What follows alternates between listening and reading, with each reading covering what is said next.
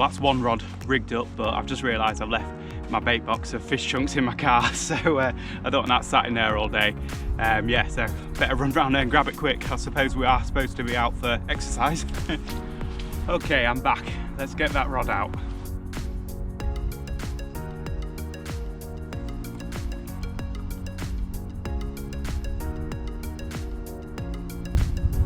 That's one rod in. Let's set up the other one.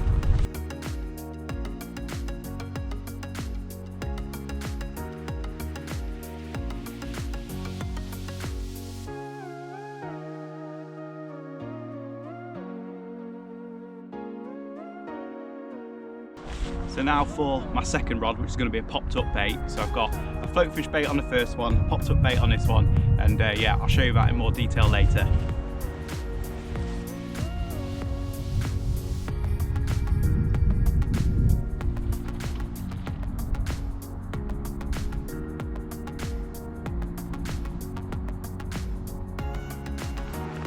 So now with the rods out, I'm just going to throw a few small chunks of fish around them in a general area, just to get a bit of smell, a bit of sight of those baits falling through the water and possibly get the pike that are already here moving around.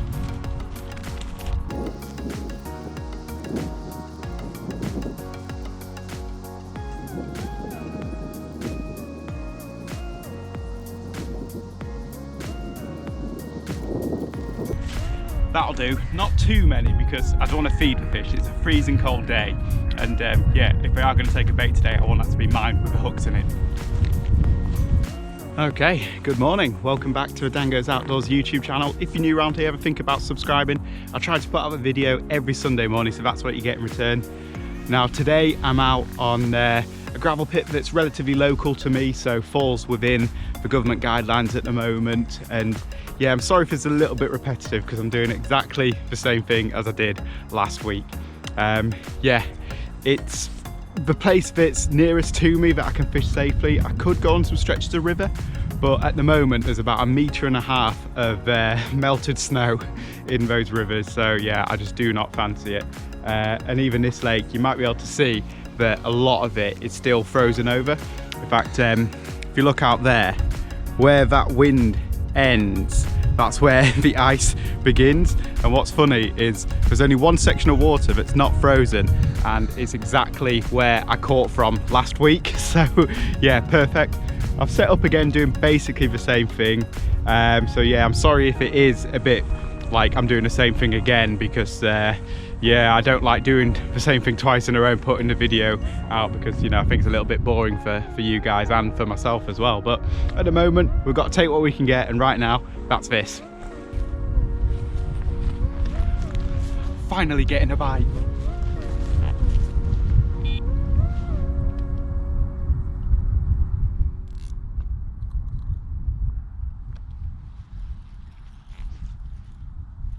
Yes. No, come off. Oh. Man. Could only have been a small one because not a lot's happened to the bait, and it moved a long way with it. God, that's annoying. Still would have been nice to have landed one.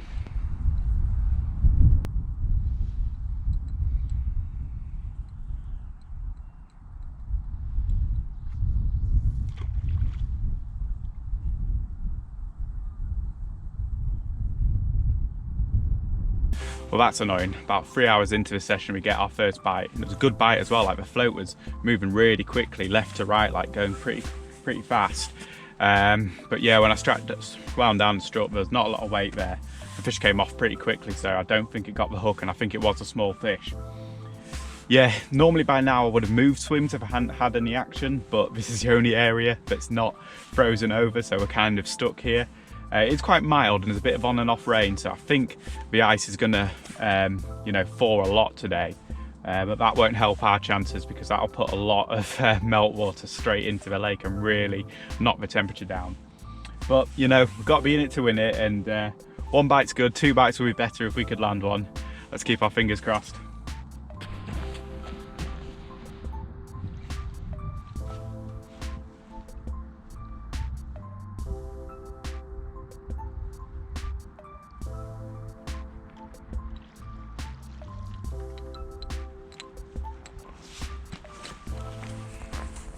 So just like last time I was here, I'm going to make a switch from having a static bait on the bottom, drifting a roach around, maybe a foot above the weed if I can.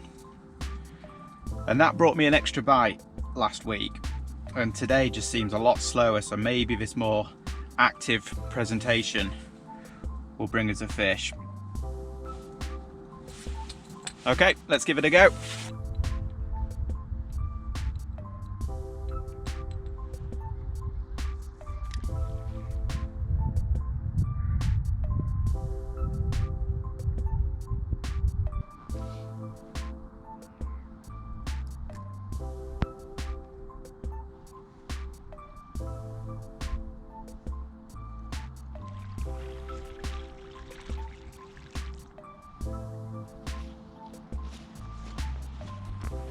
So the other change that I'm going to make is to my popped up bait rod here. I was fishing it just straight off the lead, but I was finding that when I was bringing it back in for a recast, I was coming back in with weed around both the lead and the bait. So I'm going to put a length of line between the run ring and the lead. Not as high up as I had it last time I was here, because I didn't get a bite on it, but still a good foot or so, just so I can get that bait up above the weed where the fish can see it better. I think about there.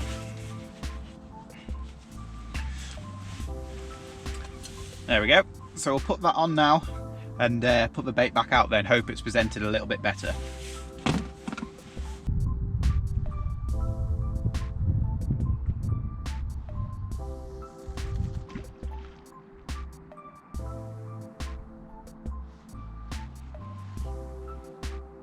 Now I know that worked much better because after the cast went in I was able to let the bait come back up all the way to the surface. I wasn't able to do that before. So now what I'll do is I'll slowly wind it down till it becomes just tight to the lead, but I know my bait is just above the weed.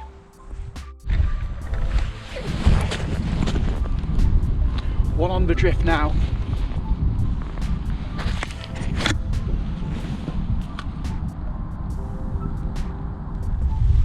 Flow's come back up.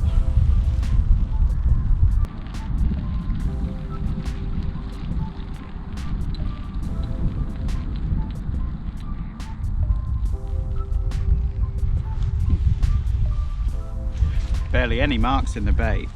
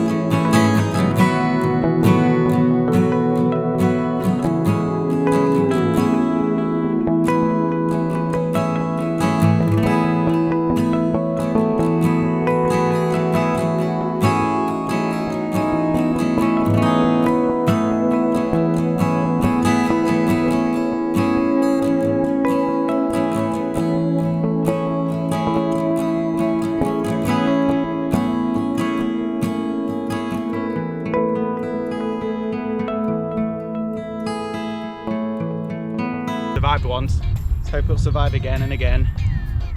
Brilliant fish, slammed that float under. Pretty sure it's the same one that took it first time as well, because it was in exactly the same spot, so I struck really quickly that second time. Man. Brilliant, thanks for coming out today, mate. Yes. Just show you what I'm on about, where I'm just, this wound here, just in the corner there. Looks like wires got wrapped around it, or it's gone in a net and it's got caught in between a mesh. When you catch a big pike, it's a good idea to shake it down to the bottom of the net, then it doesn't get caught up as much. Just get a bit in there. Yeah, unfortunately that's basically broken, but it doesn't seem to be holding the fish back. So we'll just give that a few seconds to soak in. Don't want to keep the fish out too long, but once you stick it back in the water, it's all gonna wash off anyway. So just leave that a moment, keep it nice and wet and out of the sunlight. Well, £11.10, nice size fish for a freezing winter's day. I'll just hold on to it. One of the good things about filming actually is that when I land a fish, I have to leave it for oh, there it goes. I have to leave it for a little while in the net to recover, so they end up being really strong when I release them. Look at it go. Nice one. So while it's raining and we're under the brolly for a little bit, I might as well show you the rig. And if you missed last week's video, you won't know the story behind this crazy contraption. So my friends Tom and Karina bought me like a joke Christmas present, which was this weird beginners fishing set that had a couple of floats like this in, and a weird lure and some other bits and pieces. But I looked at it and thought, actually, that's pretty useful for pike fishing. So I've attached it to a swivel, and that's what I've been catching all my fish on. The rig in general, it's your normal sliding float rig. So we've got a bead above the float, stop knot up the line, which in that case was set about 2 foot under depth. So my bait was drifting just above the weed. I had to mess with that a little bit to get it to drift almost above the weed. You know, you don't want it hanging up every, you know, like 10 foot of the drift. So yeah, sometimes you have to play with the depth a little bit. So coming down from there, got a weight, just a 12 gram weight sliding on the line. Now these weights do have a little bit of rubber on, so you can lock the swivel into it. But you know, the whole point of pike rigs is that they've not got a lot of resistance to the fish, so when they pick up the bait they don't spit it back out again because it feels unnatural. So I like to just leave it running like that and put a little bit of rubber sleeve over the swivel so it doesn't lock down. About 18 inches, 2 foot of wire there. That's 30-pound wire, just proper thick, good old-fashioned stiff wire. That's what I like. None of the you know, the fancy stuff that's too supple. I just like this kind of thing. It does the job, and even when it's a little bit kinked like that, I don't think the pike care. Couple of size 4 trebles there with red sleeves on, and I do think those red sleeves make a difference. I mentioned it last time, but when I'm dropping my bait in the edge just to see how things look, I can pick it out so well with these little red sleeves on, and I think the fish do as well. So yep, fish about a nice strong main line, good strong rods, 3-pound test curve at least, in my opinion anyway, and big pit reel so you can wind down and strike really hard. That's what I use. Anyway, a little bit out of breath after all that. Gonna put another bait on this. I think I'll go back on the bottom for a little bit because yeah, the drifting wasn't spectacular. Did take a while to get that bite, so we'll put a bait on the bottom just over shelf there and hope we catch again.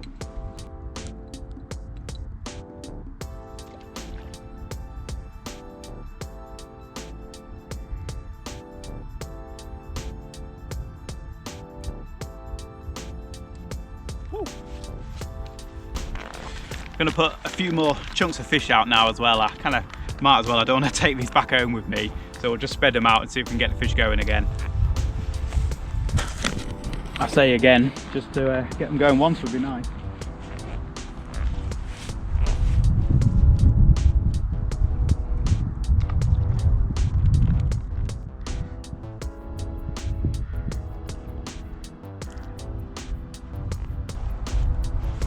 The ice is really retreating now. There's loads more water being opened up in front of me here, so I'm going to recast my dead bait rod, well, my pop-up dead bait rod, and just try and get it in the zone that I'm getting all my takes from. I've been casting it around this area out here, but there's either no fish there or they don't want that presentation.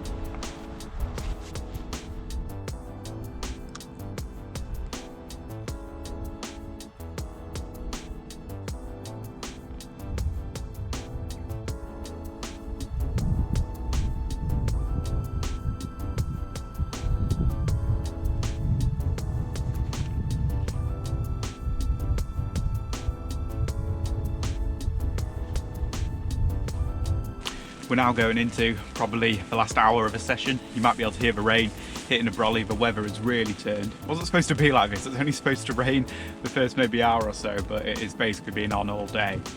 And yeah, it is thawing out there. The ice is slowly going away, but of course that's just putting freezing cold water into the lake. And yeah, not as many bites as last time I was here. And the bites I had been getting, you know, I've missed two, and the fish I did caught was barely hooked, so it kind of stands to reason that these fish are moving really slowly. Quite surprised I haven't had a fish on the popped up dead bait both this session and the last one.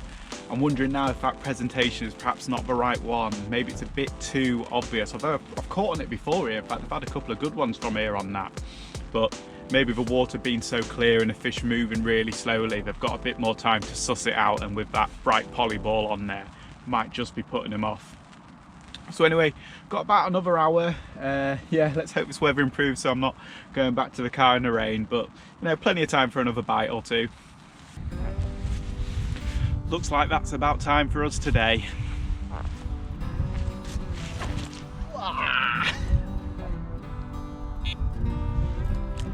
Nearly went in.